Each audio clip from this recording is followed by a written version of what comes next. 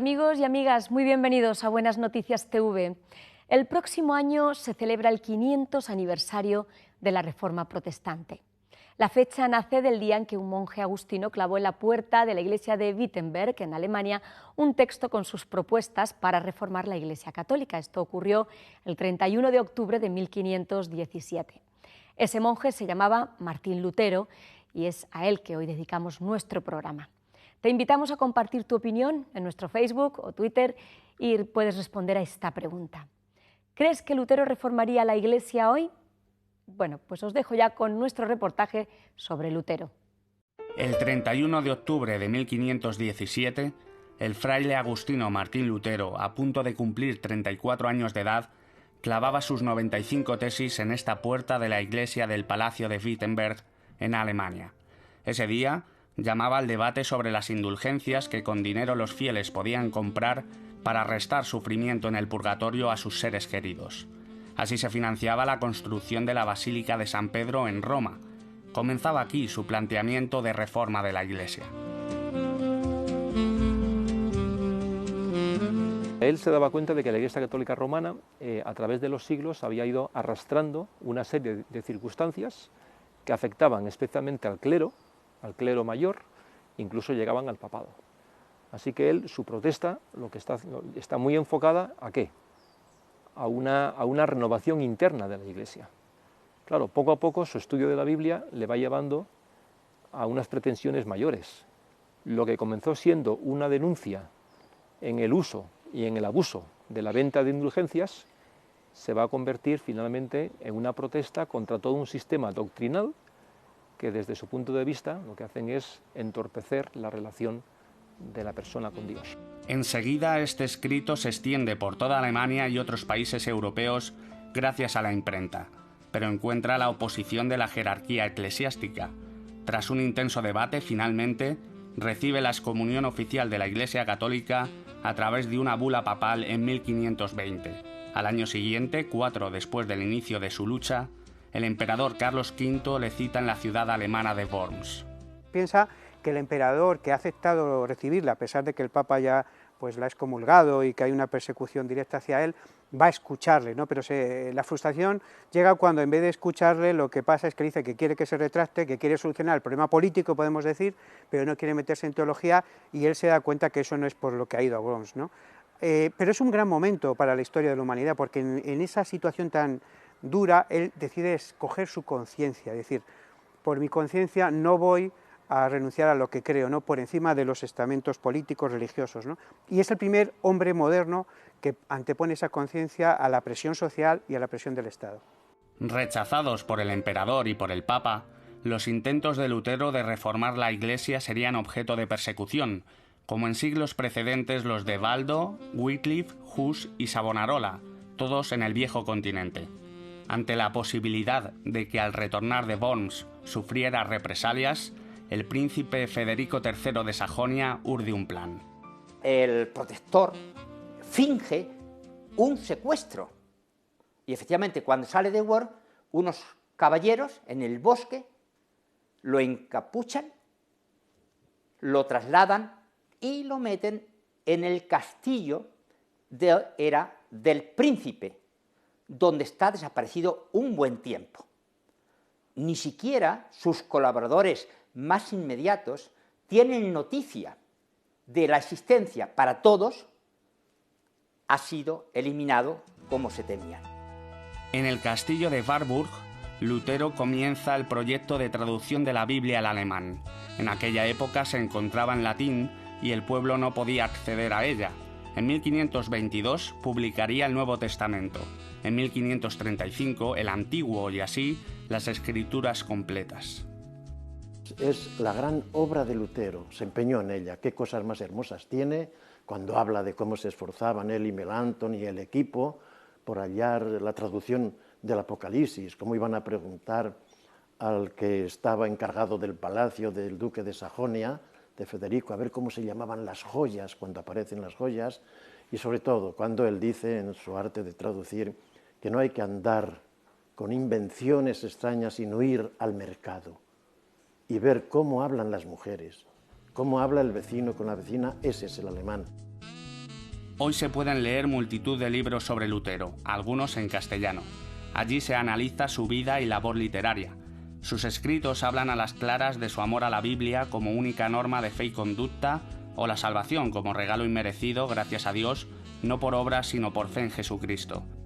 También su poesía permanece en muchas iglesias protestantes, en especial el himno Castillo fuerte es nuestro Dios, lema de la Reforma. En este himno hay una doble referencia. Es una glosa del Salmo 46, donde dice: Dios es nuestra fortaleza, nuestro castillo, nuestro pronto auxilio en las tribulaciones. El texto sagrado del libro de los Salmos está ahí, pero también está una referencia autobiográfica, porque fue en un castillo donde, al ser encerrado, pues él fue librado de la muerte. Lutero y Melanchthon, profesores en la Universidad de Wittenberg, en medio de un creciente conflicto religioso y político, inician un movimiento fuera de la Iglesia Católica con el apoyo de príncipes territoriales alemanes. Allí vierten sus anhelos de una comunidad cristiana sin abusos de la jerarquía. También destaca su aporte a la unificación de la lengua alemana en un momento en que existían más de 200 dialectos. Por la repercusión que tuvo por sus libros, se debió lo que podíamos decir la modernización del alemán. El alemán, que antes se hablaba pues, en muchos sitios de forma distinta, y el alemán, el alto alemán, no el alemán moderno, el alemán posterior, el alemán, no digamos el actual, porque como todos los idiomas va evolucionando, en buena parte se debe a esta penetración de los libros, de las traducciones, de la palabra, de la presencia de Lutero en sus libros, pero sobre todo en la Biblia. La casa de Lutero en Wittenberg pervive hoy como museo. Allí multitud de turistas cada año visitan sus estancias y perciben más de cerca su figura y la de su esposa Catalina de Bora. Contraen matrimonio en junio de 1525, en un tiempo donde ni se contemplaba que el sacerdote formara una familia, pero solo la Biblia dictaría sus creencias. Muchos, incluso amigos, tenían dudas, ¿no?, si el sacerdote debía casarse o no. Hace una boda muy rápida, no en secreto, pero casi en secreto, para no levantar los ánimos, y lo que quiere demostrar con eso, primero, es que estaba enamorado y quería casarse con su mujer, y segundo, que el sacerdocio, el servicio a los demás, se hace mejor cuando vives como los demás, cuando eres capaz de tener una familia con todas las presiones que eso supone, ¿no? La misma Biblia dice que el obispo sea marido de una sola mujer y sepa cuidarla con decoro y sepa ser buen padre, ¿no? En torno a aquella época, Lutero sufre una de sus principales polémicas cuando los campesinos se levantan en pos de mejores condiciones de vida. El reformador se sitúa al lado de los poderosos, que acaban con las revueltas en un mar de sangre. Así, en él conviven luces y sombras, bajo el influjo de los vicios y virtudes propios de su tiempo. Es bien sabido que el carácter de Martín Lutero no era un carácter muy fácil, ¿eh? De alguna forma contribuyó a suavizarlo la que llegaría a ser su esposa, Catalina von Bora. Pero lo cierto es que Lutero, en su carácter, era un hombre bastante rudo, bastante rudo. Al fin y al cabo, él venía de un trasfondo social que era el campesinado, aunque su padre había ido ascendiendo en la escala social y eso había permitido que él adquiriese una mejor formación que la gente de su nivel social. Vemos que pues, también era bastante antisemita en algunas de sus suposiciones, como era la mayoría de la sociedad de su tiempo, pero al mismo tiempo vemos en él una persona abierta, que está además aceptando esos cambios que está produciendo el Renacimiento en Europa y los está llevando al Evangelio, ¿no? Y está pues, dándose cuenta del papel, por ejemplo, de la mujer, educándolas desde niñas para que puedan leer la Biblia, se está dando cuenta de la participación necesaria de la congregación en el culto y de, entre comillas, una democratización de la Iglesia, ¿no? Y yo creo que esa es su gran virtud. Pese a la existencia de núcleos protestantes en España, las innovaciones que Lutero propone no llegan a cuajar en su suelo. Y es que tanto la monarquía como la Iglesia Católica cierran el país al exterior y se pierde la modernidad del centro y norte de Europa. Aún así, y a pesar de la quema de herejes y de libros, diversos autores autóctonos intentan propagar la reforma, como Juan de Valdés en su Diálogo de Doctrina.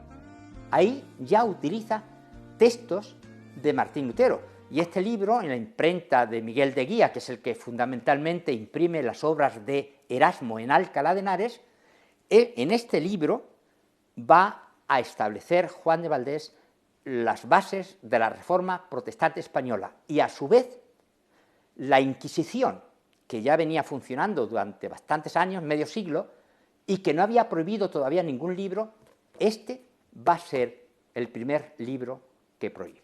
La Inquisición fue el gran instrumento que realmente impidió, fue la gran barrera de penetración de las ideas, el gran instrumento de represión de aquellos que habían aceptado las ideas, y la Inquisición actuó de forma muy especial en España, sobre todo hacia mediados del siglo XVI.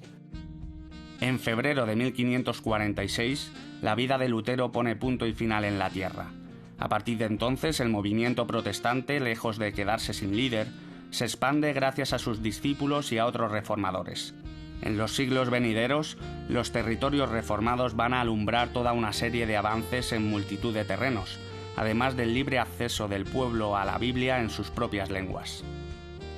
Sabemos que la Reforma también está detrás del surgimiento de la democracia en muchos países de la Europa central.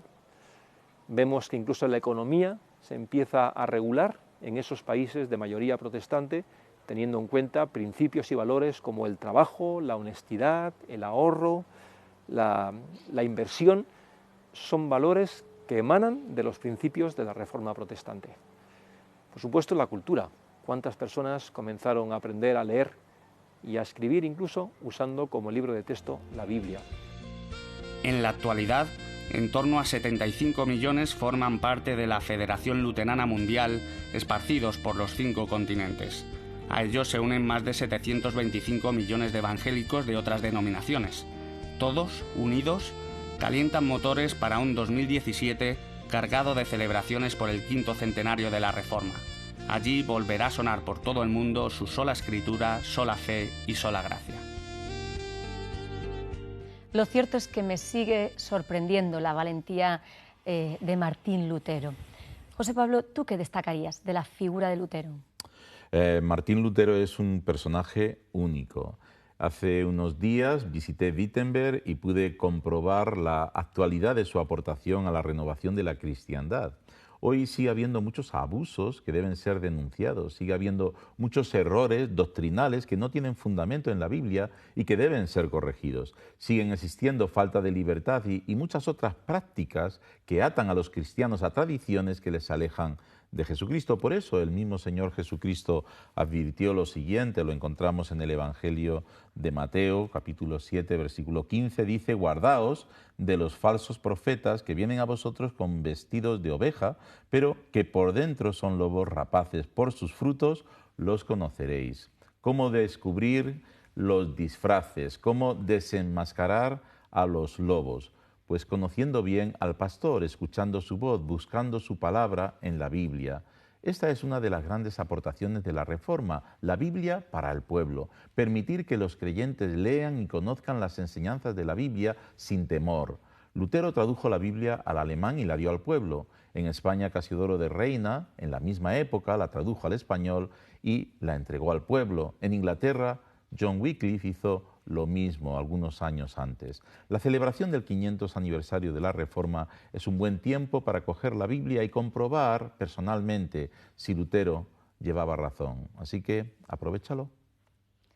Pues nosotros vamos a hacer lo mismo que hizo Lutero, animarte a leer la Biblia, y queremos regalarte una pequeña porción. Si no la tienes, el Evangelio de San Juan, llámanos al teléfono 91 743 4400, te lo haremos llegar gratis por gentileza de las iglesias evangélicas de España. El teléfono, si no lo has anotado bien, apunta: 91 743 4400. Y de nuevo vamos a sortear un libro para los que formáis parte del Club de Amigos. En esta ocasión es Soli Deo Gloria, un libro de varios autores, editado por la editorial Peregrino y que recoge aspectos y legados del pensamiento del teólogo José Grau. Si te gusta este programa y crees que estamos realizando una buena labor, únete al Club de Amigos, llámanos y te explicaremos en qué consiste. Necesitamos gente como tú que ama la Biblia y que desea promoverla con nosotros. Muchas gracias por tu atención en este día y no lo olvides, tú vales mucho para Dios.